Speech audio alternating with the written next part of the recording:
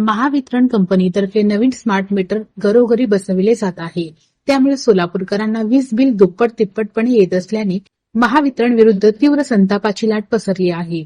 घरभाडे कमी पण वीज बिल जास्त अशी अवस्था सर्वसामान्य नागरिकांची झाली आहे. या प्रकरणी तक्रार केल्यास महावितरण कंपनीचे अधिकारी व कर्मचारी दुर्लक्ष करीत असल्याचा आरोप नागरिकांनी केला आहे. सोलापुरात सध्या घरभाडे कमी असूनही वीज बिल जास्त येत आहे. स्मार्ट मीटर की अधिकृत लूट असा संतप्त सवाल नागरिकातून केला जात आहे. महावितरण परस्पर व ग्राहकांच्या परवानगीविना मीटर बदलत असून स्मार्ट मीटरमुळे वीज बिलात वाढ होत असल्याच्या तक्रारी वाढल्या आहेत.